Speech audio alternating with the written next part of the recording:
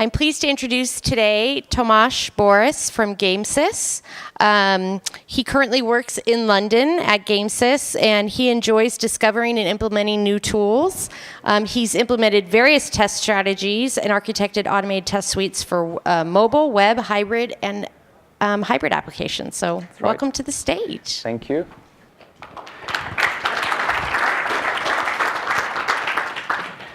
Thank you.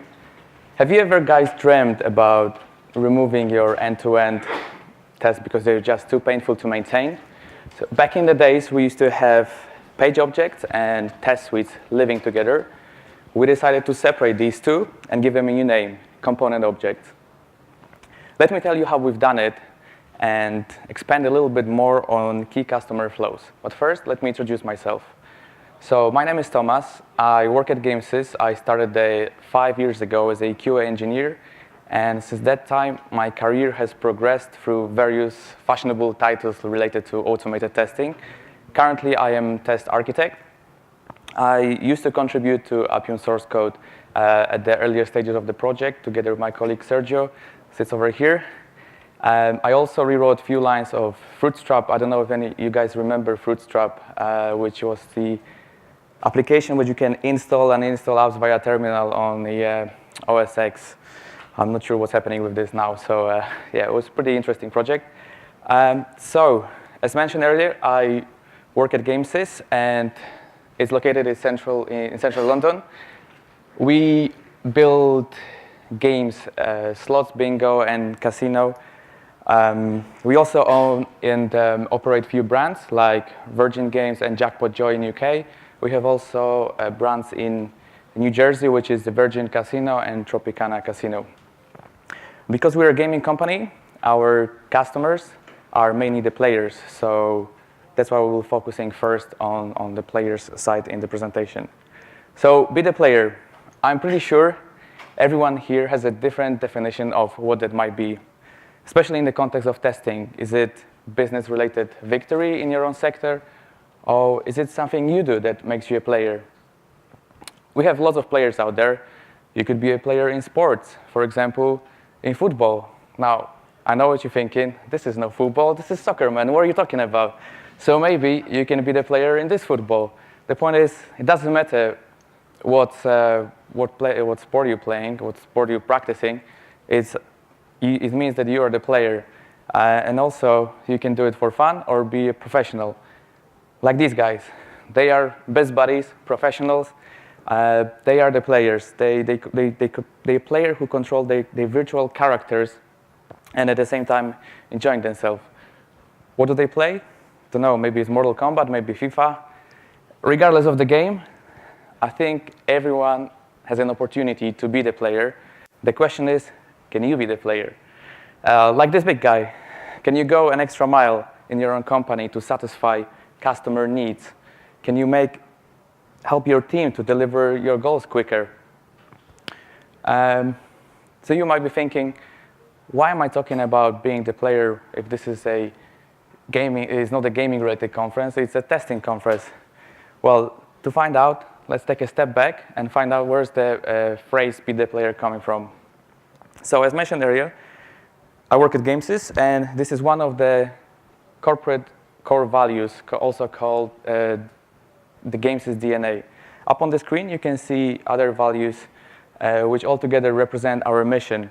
I use be the player specifically in the context of this presentation because it literally corresponds to the key customer flow, where the customer is the player. So you might ask, who is the player, and why is the player? Sorry, why and who is the player in a corporate life? Where 2 questions, 2 answers. First of all, why not? And second, I think it's all of us. Everyone who cares about the product quality is the player. Everyone it doesn't need to be only the QA department. It's including developers, design, marketing department, everyone who works for the company, everyone who wants to make company successful. So let me just have a drink.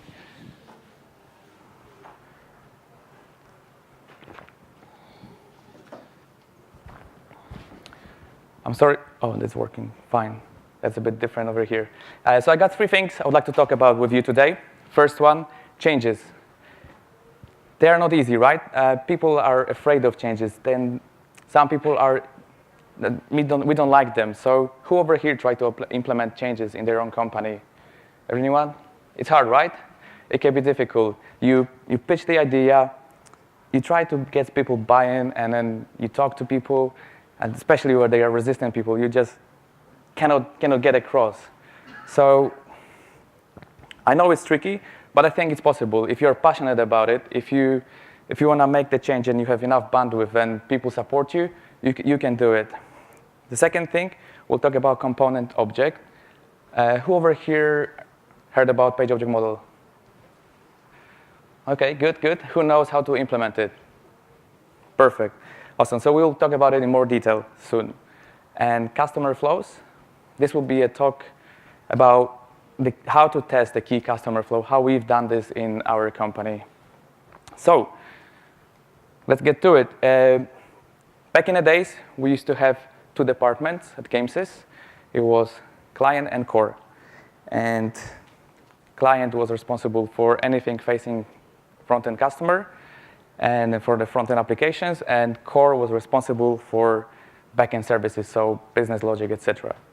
So there are 2 teams that were made up of a few teams internally, but there was an invisible boundary in between them. It was really hard to get the communication in between, especially when you try to manage a full-stack feature which required changes to the front-end and to the back-end. It got sometimes very tricky. The software they produced was mainly monolithic. So let's say that football will represent our monolith.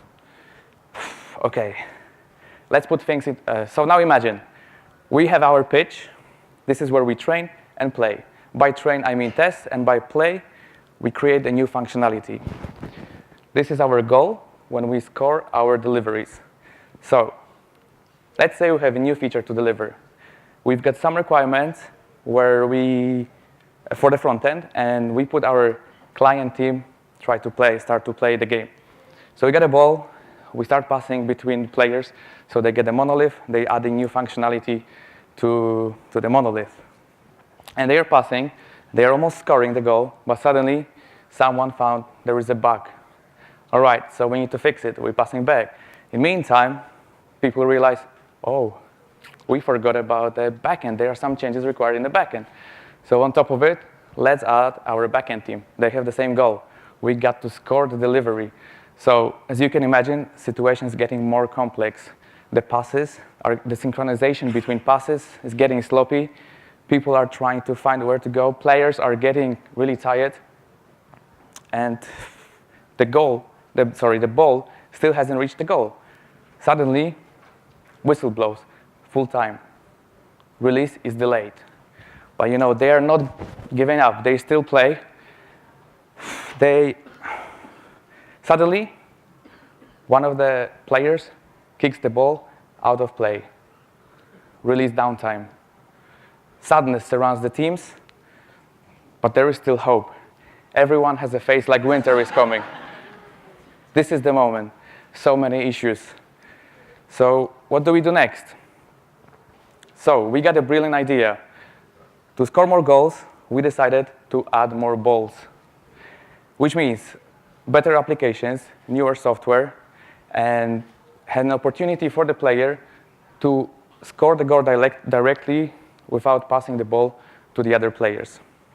But as you can imagine, the situation became quite complex.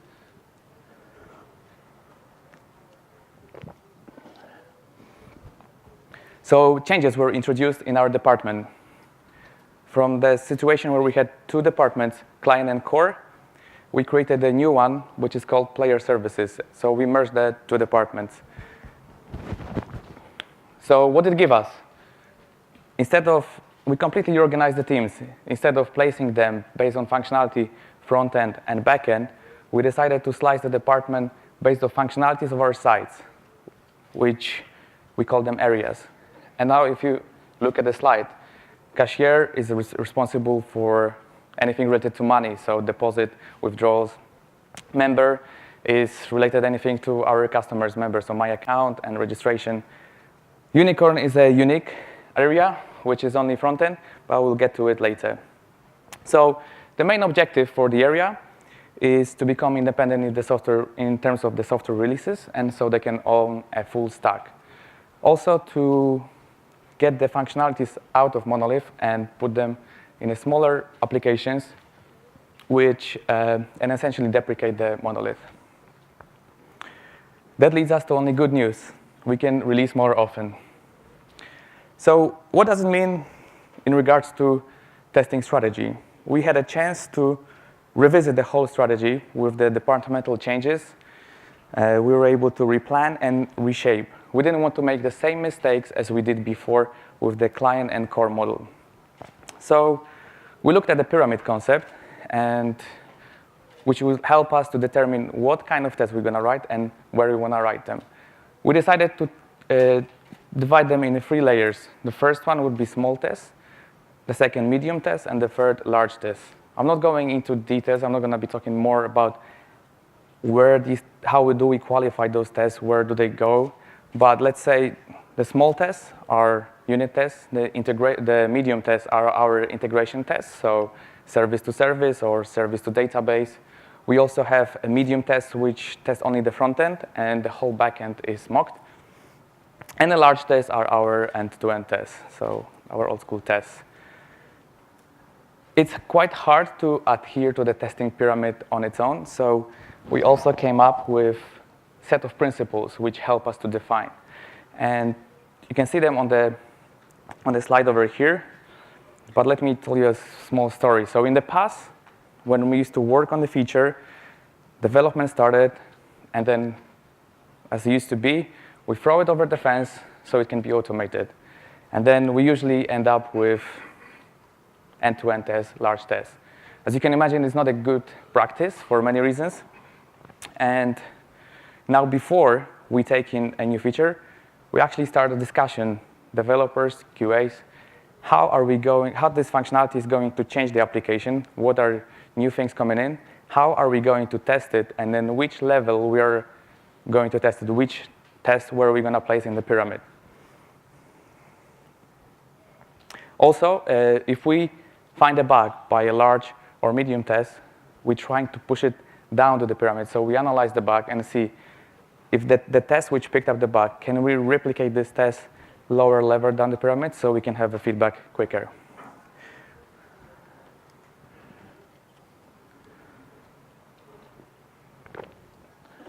So in the light of new changes to the department, in the spirit of reshaping our strategy, we wanted to engage as many people as possible. So we want to help developers specifically to help us write the test, the functional and not necessarily end-to-end test, but functional tests for the front end. We used to have Java for our end-to-end test, for the front end test, but our front end started to be written in JavaScript. So we decided to push and change the language that our testing tools and libraries supporting it, we moved it to JavaScript. We also had to find out which kind of Selenium binding we're going to use. And we chose this guy, which is WebDriver.io. It's why we chose it. It provided a lot of tools out of the box. We found it very easy to integrate with Sauce Labs. And also, it was really straightforward to start up a new project and share it in between the teams. So second part will be component object.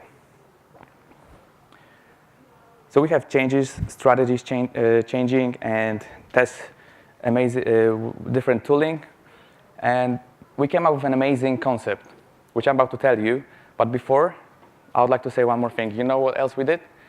We made our dreams come true. We removed all our end-to-end tests, like the one which we had 7 hours running regression suites, because we just found it useless. Now, in the test of the new strategy, they were never passing. They were just causing a lot of headaches to us, so we just get rid of them. We have only one left, which had the highest value, and it was quite quick, because it was only 15 minutes in compared to 7 hours. That's a big change. So then, we had to answer 2 questions.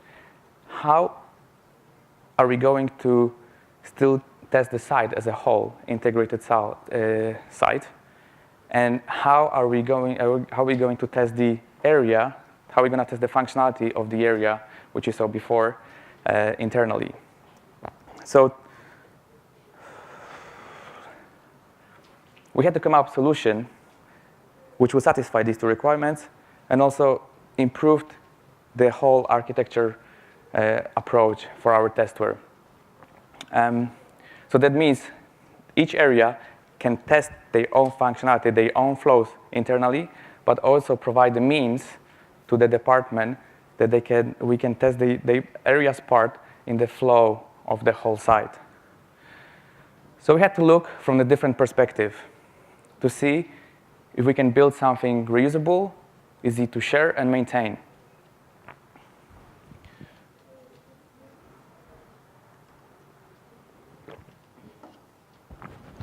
So imagine that our test suites are like ready-made Lego sets, like this one. And once we build it, we can't change them. They're like glued forever. Also imagine that Darth Vader is part of this set, and we cannot remove him either. So typically, our page objects were put together, packaged together with the test suites, and they couldn't be reused anywhere else. So if someone else comes in and want to go through the page which was here, they simply cannot take Luke's father, put it here, because this one was not reusable. So they ended up creating a new one, which caused a duplication and maintenance overhead. And implementation wasn't necessarily the same one as before. So this was actually a big problem, where we had so many test suites. Imagine that we had the page objects baked in the test suites, and whenever functionality would change, we would have to go over every test suite and change that implementation for the page objects, which is close to impossible. We decided to split the page objects from our test suites. And then we decided to split the page objects from the test suites just so we can reuse it elsewhere. And then that means each area could have their own page objects. And then that means that they will provide to the department as a whole. So we could build as many test suites. So we'll have the one-to-many relations. When you have page objects and a test suite, you could have a one-to-many relations between a page object and a test suite. And then each area has their own page objects and use them to test their own functionality, but also provide the department as a whole to test that key site flow. So as we're moving away from pages towards the component that make up a page, I will refer now to page objects as a component objects. So now imagine, let's take one Lego brick.